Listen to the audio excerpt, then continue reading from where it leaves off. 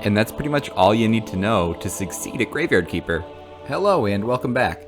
Today we're going to be taking a look at Graveyardkeeper. This is a wildly inaccurate, pixelated graveyard management game. Its universe combines wacky ethical dilemmas and questionable life choices along with crafting mechanics and dungeon exploration in kind of a dark but absurdly hilarious way. The lack of tutorial allows you to jump right into the game, but often leads to missed mechanics. This is a longer video that was designed to help you get the most value you can out of one video. I spent a lot of time learning the essentials of Graveyardkeeper so that you don't have to, so stick around and make sure to watch it and pick up what you can from it. And if this does help you, make sure to show your support by smashing that like button. I'd really appreciate it.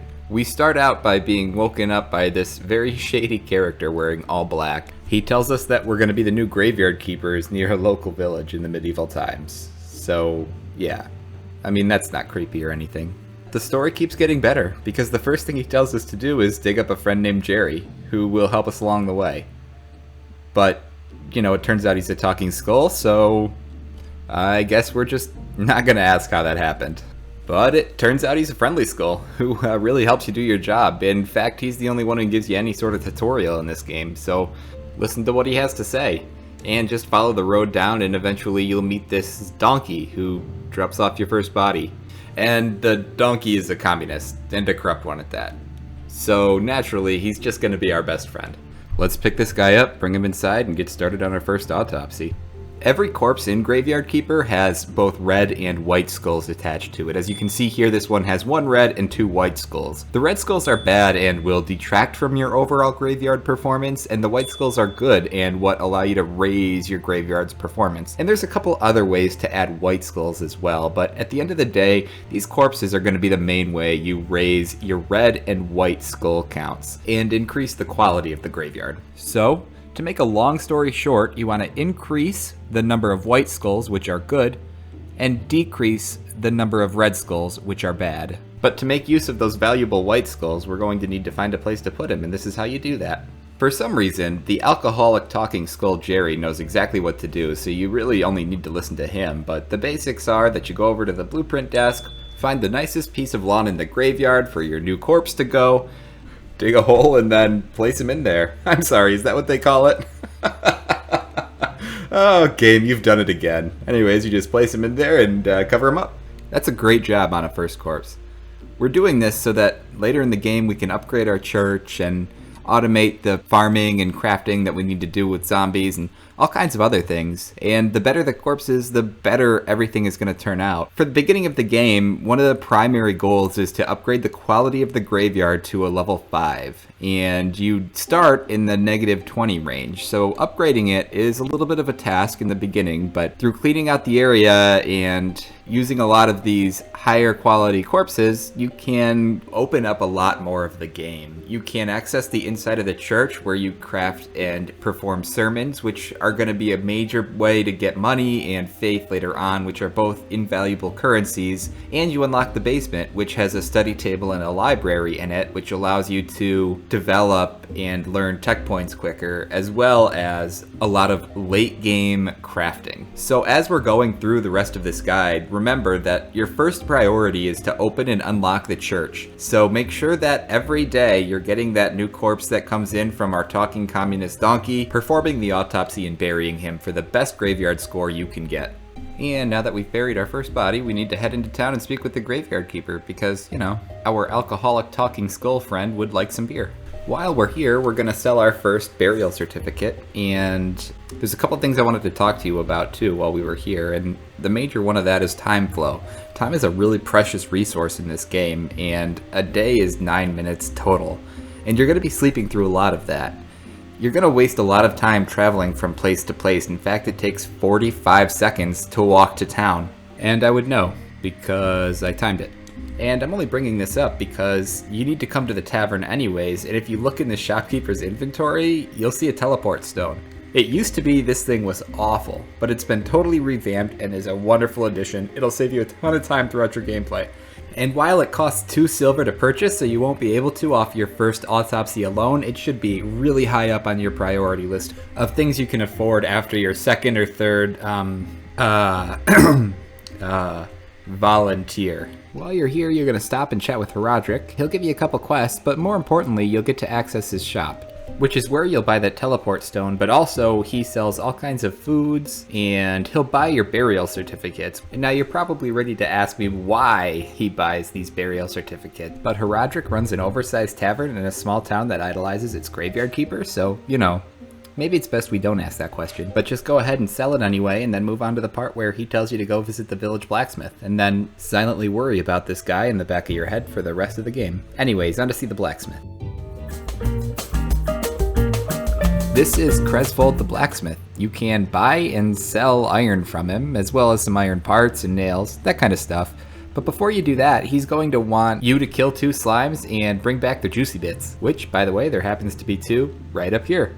And slimes are really easy to defeat, so you should have no problem with them. So once you've got those 2 juicy bits, you bring them right back to the blacksmith, hand him in, and he'll give you some simple iron parts, a story, as well as a whetstone and furnace blueprints, which is great because you're going to need all of those things very soon. Quick tips here, the whetstone, you're not going to want to use those until you get the 2nd tier of axe. It's actually cheaper to bring in your broken tools and sell them to him, and just buy a new set of broken rusty tools. Also, he conveniently gives you 6 simple iron parts, which are what you're going to need to build your first furnace, and wooden anvil, which is going to allow you to make all the iron parts you need, including those simple iron parts, iron bars, as well as nails, which are all going to be very, very useful later on.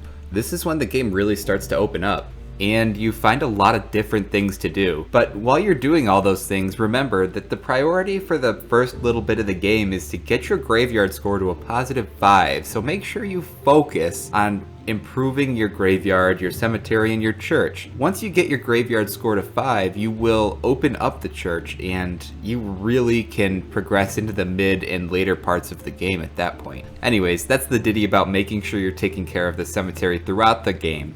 I felt that needed an extra speech because that is really one of the most important things you can do. And remember, if the body you're working with has too many red skulls, you can always just take care of him, I guess.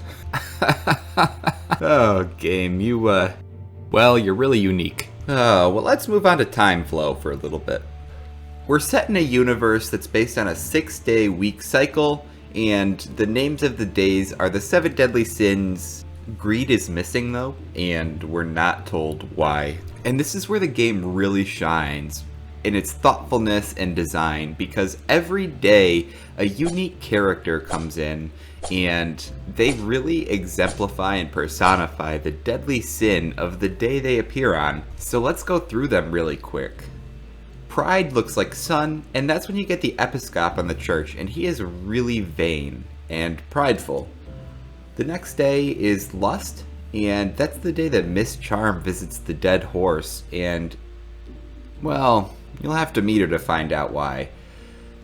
Gluttony, that's when the merchant shows up in the village, and he's the one that you go through the quest line for the garden. He requires a lot of food, and it's really funny because you might think that he's greedy, but he just really loves to eat. The next day is Envy, and that looks like this bug, but it's actually the symbol for Mercury or Odin. And that's when Snake shows up to the old cellar, and he doesn't fit in with other people, and so he's envious of what other people do. And the quest line that you go through with him is basically him trying to find a way to be well liked and respected. Then you've got Wrath, which up on the hill you'll find the Inquisitor, who has a weekly witch burning, which, oof, yeah, I mean, it's not great. And your best friend is a talking skull, which I bet the Inquisitor would have something to say about that. But, you know, you're not the talking skull, so it's fine.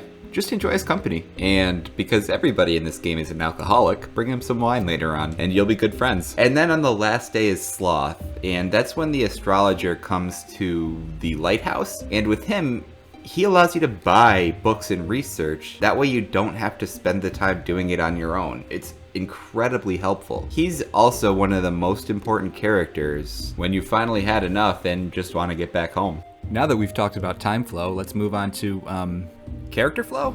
Movement flow. I don't know, let's go with movement flow. Anyways, when you first start out the game, you're not going to have much of the map unlocked. There's going to be a lot of roadblocks in your way. So let's talk about where they are and what you need to do to get rid of them. The first ones that you're likely to encounter are going to be in the cellar of your building, and you clear them up by using 10 wood wedges, 4 simple iron parts, and 1 wooden beam. You also might notice the bridge is broken between the cemetery and the swamp, and that requires 4 flitch, 1 plank, and 8 nails. The planks are unlocked around the same time as the wooden beams are unlocked. Once you get to the swamp, there's a really nice witch you can meet. It's just that you have to navigate a maze to get to her. So in order to skip that, the game has added a new bridge that you can build, and that bridge requires 6 flitch, 3 planks, and 10 nails. Make sure to bring these supplies with you the first time you go meet the witch. The 4th barrier you have to take down is a shortcut to the vineyard, and that requires clearing a tree out. That uses 10 wood, 2 flitch, and 2 complex iron parts. The complex iron parts you will unlock further down the smithing tech tree. And finally, the most important one here is clearing the path to the quarry. That happens right here on the map, and it requires 10 wedges, 2 planks, and 4 simple iron parts. And like I said, this is one of the most important ones. It'll make sense why in a minute, but just, make it a priority. And the last blockage gets cleared automatically the first time you go visit the Inquisitor on the hill during Wrath. Now that a lot of the barriers are cleared out, we can talk about where to find a lot of the resources that we're going to need throughout the game. Let's just get the obvious ones out of the way. You've got sticks, which you can find in bushes. You'll get 2 every time you chop down a bush, 4 from small trees. Also in town, there's a lumberjack called Tress. You can buy them for 1 copper each. Then you've got logs. You can only get these by chopping down trees. They get turned into things like flitch, planks, and beams later on in the game. Quick tip, if you have something large you're carrying like logs, they can be pushed along the ground. So instead of carrying 1 at a time, you can stack them all up in a line and carry 9 or 10 at once. Get them close to where you need. This is going to save you a lot of time. Anyways, moving on to stone. Stone is pretty easy to get in small quantities. You'll find it in rocks around your location, and you can just swing your pickaxe at it and it'll drop stone. Later on in the game though, you're going to want to be getting stone from the infinite stone supply up in the quarry. And the puns in this game don't stop because there's a vendor in town named Corey, and you can buy stone from him also. It's just a little expensive. Marble can be found in 2 places. In small quantities, it's viable to get some from up on the Witch's Hill, but in larger quantities and later in the game, again, you're going to want to be heading over to that quarry, which you're going to be hearing a lot about. Another really important resource is iron ore. You can find it in small amounts. I think there might be 20 or 25 just north of your home. But for a larger source of iron, you're going to be heading right back up to the quarry and then breaking down the blocks that you get into smaller chunks of iron that are usable in the furnace. Then you've got coal to power furnaces. Again, right up there in the quarry. Then you've got clay and sand, which I'm going to lump together as one, because they're similar. In order to get this resource, you need to complete the first quest for the Episcop of getting the graveyard to a level 5. Once you start the second quest, he unlocks the ability to get both clay and sand, and you'll find your clay node just south of the graveyard, and they look like this. You're going to find your sand node just northeast of the graveyard, and those look like this. Next thing to talk about is silver and gold, which you get further down along the technology tree, and you get that from mining and processing iron blocks. I've always found it more efficient to mine for iron to get these resources. But if you need them in bulk, it's worth getting the upgraded perk to be able to find them more frequently. Finally, you've got limestone, pyrite, and sulfur, which aren't very useful, but are occasionally helpful, so I'll tell you that they're just found while you're mining for coal in the quarry after researching their associated tech. Speaking of tech, let's talk about the technology tree, also known as Getting Smart. First of all, technology is researched using tech points, and there's 3 different types of these tech points. There's red, green, and blue tech points. You won't be able to get blue tech points until you unlock the church, but red and green tech points are available right from the beginning, so let's take a look at them. Red tech points are the easiest one to get early game. They recommend your knowledge of how things work and function. And the easiest way to farm a large amount of them is to chop down trees and then use those trees to make crafting parts like flitch, planks, or beams. Then you can either sell the items or use them further on in crafting recipes. Now almost everything will get you red tech points, but this is the easiest way to farm up a bunch of them in case you're lacking a few for that technology that you need to research next. And then you've got green tech points, which symbolize your knowledge of living things like plants. The easiest way to get your first couple of green points is to clear out the bushes inside the graveyard cemetery over on the left. Then later on you can either look for those bushes around or start farming and planting things. Then you've got blue technology, and this represents your knowledge of the spiritual and immaterial world. You can't reliably get these blue points until you unlock the church basement and you can start studying those volunteers that we talked about earlier. Anyways, once you've used the study table to get your first blue points, I'd recommend unlocking the ability to make the gravestone 2, because every time you craft one, you'll get 5 blue points, and that's an easy way to hammer out your first few skills that require blue points. And now once you've fully upgraded the church and you can produce faith in huge quantities, it's usually easier to just research things at the study table than to farm gravestone 2, but in the meantime, this is an easy way to get some blue points. And I got to this point and I said, well, this is all great and everything, but I still don't have any money, so let's talk about how to get some money really quick. Every time you bury a corpse, you're going to get a burial certificate, which you can sell at the Dead Horse Tavern for 1.5 silver each. Another easy way to get money is through processing iron. You can either go into the swamp or up into the quarry preferably, and process that iron into simple iron parts and nails. You can take those nails and simple iron parts, turn them around, and sell them to the blacksmith for a huge chunk of money. Especially in the early game, you can make 20 or 30 silver. And if you do this early on, you'll start the game off right with a large reserve of cash. Once you've kind of gotten into the middle of the game, you're going to be unlocking and upgrading the church and upgrading your cemetery. And when you do both those things, you're going to make a lot of money from donations during your weekly sermons during Pride. And this is another reason why getting that church upgraded early is very helpful. Then, once you've unlocked alchemy and farming, you can create quality fertilizer to make gold quality pumpkins, onions, and lentils. And then once you've unlocked the ability to sell those crates in the barn from the merchant, you're going to be rolling in cash.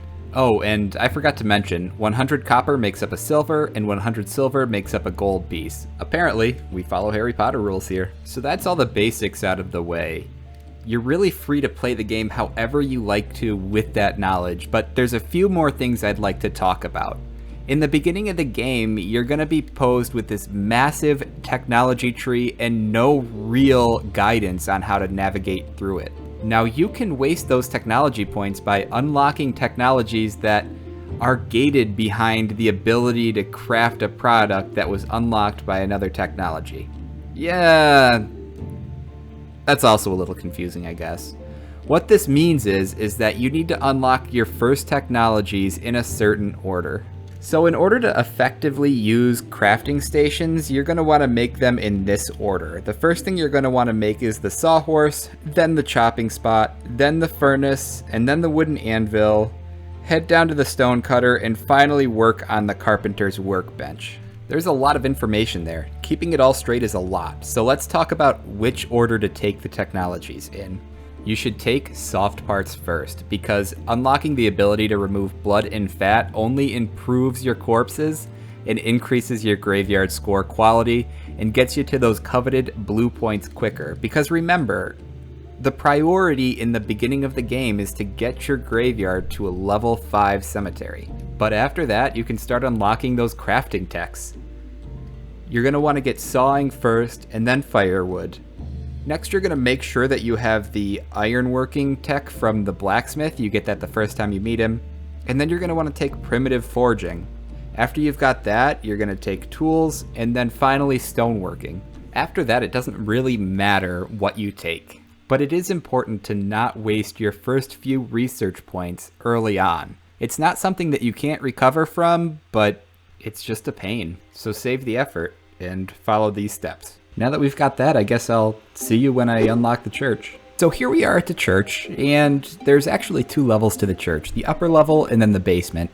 We're in the upper level right now, and that's where we're going to start talking about sermons. Sermons are going to be the major way you get faith throughout the game, as well as coins. You can increase the amount of money you get from a sermon by upgrading the cemetery outside. So if you have like 200 white skulls as opposed to only 5 white skulls, you're going to be making about 10 silver per sermon as opposed to less than 1. They can also give you other benefits like increase the quality of stories you create, increase the quality of corpses that you get from the donkey, and increase the quality of things that you craft. The final benefit of sermons is that they give you faith, which is one of the most important crafting ingredients later in the game. It's what allows you to study blue text at the study table. It also allows you to craft high-end things like jewelry and zombies. The first sermon you do is only going to give you between 1 and 5 faith, which is really not much. You're going to need dozens, even hundreds of faith throughout the game. So to increase the amount of faith you get from a sermon, you're going to want to upgrade the inside of the church. From my experience, every 5 points added to the inside of the church is about 1 extra base faith per week. There's 12 different prayers and sermons that you can use to your advantage. There's basically 2 types of sermons. Ones that are geared more towards giving you faith and money, and others that are geared more towards giving you perks like allowing better corpses to come in. So let's go through each of the prayers quickly and individually.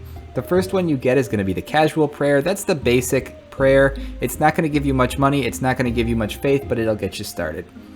The next one on the list is the prayer for donations, and that just gives you a lot of money without giving you a lot of faith. Then you've got the prayer for faith, which gives you a lot of faith without giving you a lot of money.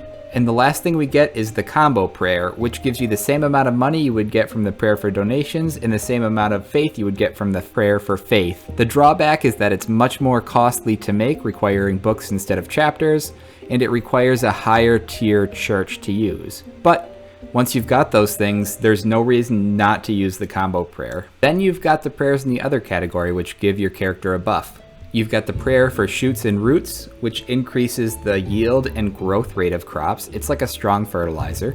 Then you've got the prayer for repentance, which increases the frequency of confessionals, which you'll find out about later on as you play the game. But basically they just give you faith as well as stories. Then you've got the prayer for imagination, which allows you to write better stories. You've got the prayer for prosperity, which will increase the quality of vendors throughout the town. You've got the prayer of repose, which just increases the amount of red skulls and white skulls that are found on the bodies.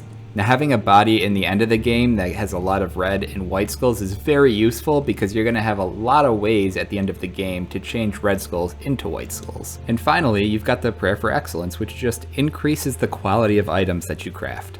So to summarize, just get the combo prayer. Don't even worry about the rest of them. And then, just keep upgrading your church. I'm going to keep saying it because you should keep doing it. Now let's talk about autopsies. They're the way you're going to maximize the number of white skulls you have. Basically, in the beginning of the game, you want to have researched soft parts first. I think I talked about that earlier, because that allows you to remove fat and blood, which takes 2 red skulls and turns them into 2 white skulls, which is a huge perk.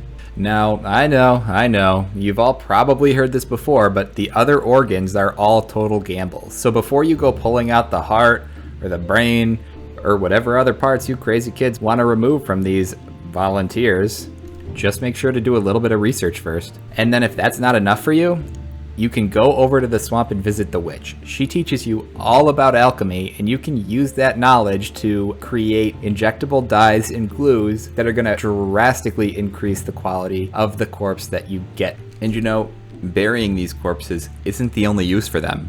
You've got zombies later on in the game that are so helpful.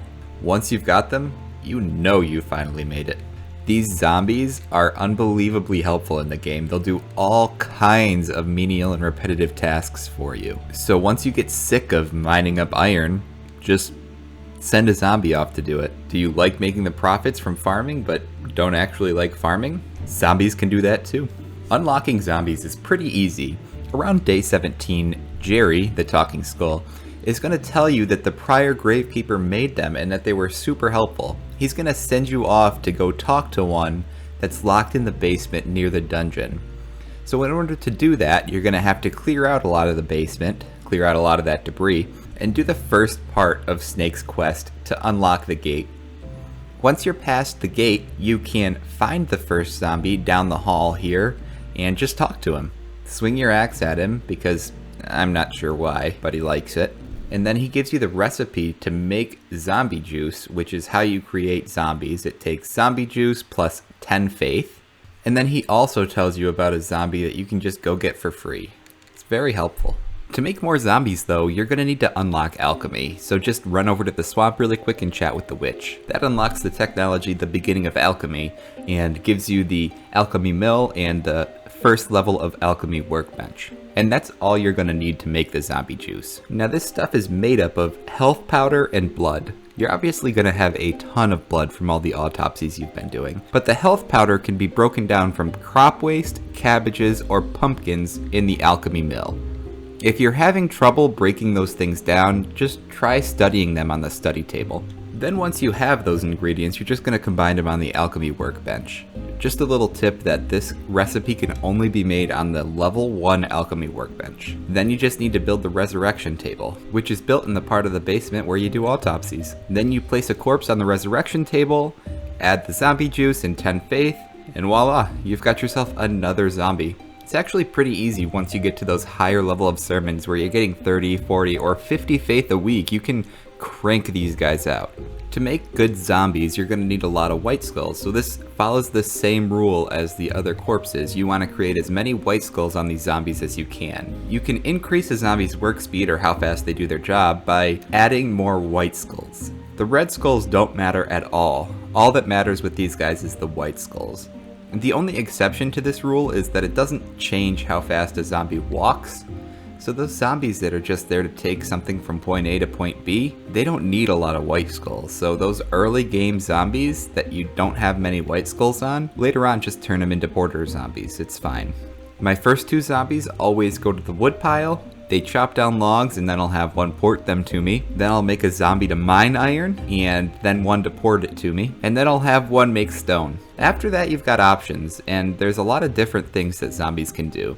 One of the most notable ones is that they can make those books that the astrologer sells you every sloth. So if you go into your basement, you'll find these writing stations that zombies can work on. If you have like 5 or 6, you don't need to worry about research points anymore. They'll just make all the research points you need. It's really pretty great. Another great tip for them is that they remember alchemy recipes and byproducts of breaking things down, which you as a character don't really remember. It can get pretty confusing at times. So if you add in a workstation for zombies to break down items into their alchemical ingredients, they will remember that, and all you have to do is request the output, and they'll give it to you as long as you have the ingredients to do so. Really briefly, let's talk about alchemy. It's some of the best ways to add white skulls to your zombies, so we're just going to briefly touch on it. After you've chatted with the witch, you'll get the Alchemy Workbench Tier 1. You're going to need to get all of the different items to break down your objects to create the alchemy materials like health powder, life solution, and chaos extract. You're going to need both tiers of Alchemy Workbench, so don't delete the tier 1 after you've got the tier 2, because anything that only requires 2 materials can only be crafted on the first tier of Workbench. 2 of the more notable recipes are glue injections and silver injections. The glue injection just simply adds 1 white skull to every zombie on the embalming table, and is made by combining health powder, life solution, and chaos extract on the alchemy table tier 2. You'll have some health powder from earlier when you broke down crop waste to make it. The easiest way to get life solution is to break down yellow flowers in the hand mixer, but also maggots or brains can be used. And the chaos extract is created by running a butterfly or a moth through either of the distillation cubes. And I just want to throw in a friendly reminder here that zombies will remember all of these recipes, which is just so nice. Then you can make the silver injection to remove 1 red skull and add a white skull to a corpse. That's made on the tier 2 table and requires silver powder, which is made by running a silver nugget through the mill, order solution, which is made by running a white flower through the hand mixer, and life extract, which is made by running a yellow flower through the distillation cube. Either tier of distillation cube can be used. Then to turn the silver elixir and the glue into injections, just combined it with water and the first tier of flasks in the church workbench in the basement. There's so many alchemical recipes, it's crazy. I'm gonna send you over to the wiki because I can't possibly cover them all in this video. but that's a great resource, and the link's in the description, so go check it out. Don't worry, I'll wait. Okay, I got a little impatient. Let's keep going. Oh, and make sure to like and subscribe. Jerry the Talking Skull would really appreciate it. Energy is your most precious resource in this game, and it disappears really quickly, especially when you're doing things like chopping trees, mining iron, or bulk crafting recipes. To gain it back, you can sleep through the night, but that gets pretty old quickly, and you waste a lot of time doing that. So a better option is to eat food. Now you can buy it from the tavern, but that gets costly very quickly. So my suggestion is to either make muffins, which is just wheat ground up, which you can do on your table in your house, and then some honey, which you can buy from the local beekeeper, or you can use carrots. Once you've unlocked your garden, which can happen pretty early in the game, you just plant some carrots, and then you cook them in the oven. It's pretty simple, and it's a renewable source of energy, and it's free. So, check those things out. And that's pretty much all you need to know to succeed at Graveyardkeeper. So make sure to like and subscribe, and I will see you in the next one.